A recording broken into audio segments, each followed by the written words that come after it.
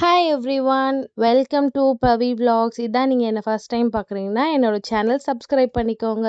இன்னைக்கு பழவேற்காடு நண்டு வச்சு சூப்பராக டேஸ்ட்டாக செட்டிநாடு நண்டு கிரேவி எப்படி செய்யறதுன்னு பார்க்கலாம் வாங்க. செட்டிநாடு நண்டு கிரேவிக்கு ஃபர்ஸ்ட் மசாலா அரைச்சிக்கணும். அதுக்கு ஜார் வச்சுட்டு 2 ஸ்பூன் மிளகு, 1 ஸ்பூன் சீரகம், 1 ஸ்பூன் சோம்பு, 3 காஞ்ச மிளகா, 2 பச்சை மிளகா, 3 பெரிய பல்லு பூண்டு, ஒரு பெரிய துண்டு இஞ்சி, ஒரு சின்ன வெங்காயத்தை கட் பண்ணி அதையும் ஆட் பண்ணிக்கிறேன். இது கூட 6 கிராம்பு, ஒரு சின்ன துண்டு பட்டை, 3 ஏலக்காய், கொஞ்சம் புதினா, 2 கொத்து கருவேப்பிலை, கொஞ்சம் கொத்தமல்லி, 2 ஸ்பூன் தனியா, இது கூட கொஞ்சம் கசகசா. இது ஆப்ஷனல் தான், வேணும்னா போட்டுக்கோங்க. இது எல்லாமே கொஞ்சம் கொரன்னு அரைச்சிக்கோங்க. ரொம்ப பேஸ்ட் மாதிரி வேண்டாம். குழம்பு கொஞ்சம் திக்கா வேணும்னா இது கூட துருவன தேங்காய் மட்டும் ஆட் பண்ணிக்கோங்க. எனக்கு குழம்பு திக்கா வேணாம். ஸோ நான் இது வரைக்கும் அரைச்சிட்டேன். மசாலா முடிஞ்சிருச்சு. வாங்க நண்டு கிரேவி செய்யலாம். ஒரு பேன் வச்சுட்டு பேன் சூடானதுக்கு அப்புறம் ஒரு 3 ஸ்பூன் ஆயில் ஆட் பண்ணிக்கோங்க. எந்த ஆயில்னாலும் பரவாயில்ல. கூட 3 பிரியாணி இலை, ஒரு ஸ்டார், ஒரு துண்டு பட்டை,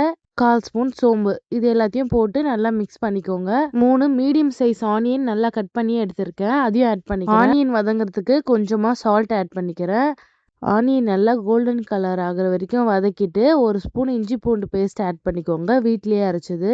இஞ்சி பூண்டு பச்சை வாசனை போனதுக்கு அப்புறமா 2 பெரிய சைஸ் தக்காளி கட் பண்ணி வச்சிருக்கேன். அதையும் ஆட் பண்ணிக்கிறேன். தக்காளி போட்டுட்டு கொஞ்ச நேரம் க்ளோஸ் பண்ணி ஸ்லோ ஃப்ளேமில் வச்சிங்கன்னா சீக்கிரமாக வதங்கிடும். இது கூட வீட்லேயே அரைச்ச மிளகாத்தூள் 1/2 ஸ்பூன் ஆட் பண்ணிக்கிறேன். 1/4 ஸ்பூன் மஞ்சத்தூள், 1/4 ஸ்பூன் கரம் மசாலா, இது எல்லாத்தையுமே போட்டு நல்லா மிக்ஸ் பண்ணிக்கோங்க. எல்லாமே சேர்ந்து இந்த அளவுக்கு பேஸ்ட் மாதிரி ஆனதுக்கு அப்புறமா நம்ம அரைச்சி வச்சிருக்க மசாலாவையும் சேர்த்துக்கலாம். தண்ணி விடாம அரைச்சிங்கன்னா இவ்வளோ திக்கா இருக்கும். எல்லாமே போட்டுட்டு இதையும் நல்லா மிக்ஸ் பண்ணி விட்டதுக்கு அப்புறமா நண்டு நல்லா வாஷ் பண்ணி மஞ்சத்தூள்லாம் போட்டு க்ளீன் பண்ணி வச்சிருக்கேன். அதையும் ஆட் பண்ணிக்கலாம். ரொம்ப குட்டி குட்டி நண்டா தான் இருக்கு. ஸோ பொறுமையா போட்டுட்டு பொறுமையா மிக்ஸ் பண்ணி விடுங்க. மிக்ஸ் பண்ணி விட்டதுக்கு அப்புறமா நண்டு ஃபுல்லாக முழுகிற அளவுக்கு தண்ணி ஊற்றிக்கோங்க. அப்போ தான் நண்டு நல்லா வேகும். ஒரு 8லேருந்து 10 நிமிஷம் வேக வைங்க இந்த சைஸ்க்கு. இதை விட பெரிய சைஸாக இருந்துச்சுன்னா ஒரு 20 மினிட்ஸ் 15 மினிட்ஸ் சைஸ்க்கு ஏற்ற மாதிரி வேக வச்சுக்கோங்க. இதோ பாருங்க, இந்த அளவுக்கு கொதிக்கணும். நல்லா கொதிச்சதுக்கு அப்புறமா இந்த அளவுக்கு சுண்டுனதுக்கு அப்புறமா ஆஃப் பண்ணிடுங்க. இதுக்கு மேலேயே கொஞ்சமாக பெப்பர் ஆட் பண்ணிக்கோங்க. காரம் இன்னும் பத்தலைன்னா எக்ஸ்ட்ரா கூட ஆட் பண்ணிக்கோங்க. பெப்பர் ஆட் பண்ணதுக்கு அப்புறமா கொஞ்சமாக கொத்தமல்லி ஆட் பண்ணிக்கோங்க. ஸ்மெல்லுக்கும் டேஸ்ட்டுக்கும் நல்லா இருக்கும். அவ்வளோதான். எல்லாரும் கண்டிப்பாக ட்ரை பண்ணி பாருங்க. எப்படி இருந்துச்சுன்னு கமெண்ட்ஸில் சொல்லுங்கள். இப்போ பண்ண எல்லா ஸ்டெப்ஸுமே நீங்களும் பண்ணி பார்த்தீங்கன்னா கண்டிப்பாக இதே ரிசல்ட் கிடைக்கும். செஞ்சு உடனே சாப்பிடாம ஒரு 30 மினிட்ஸ் கழித்து சாப்பிட்டு பாருங்கள். மசாலாலாம் நல்லா நண்டுக்குள்ளே இறங்கியிருக்கும்.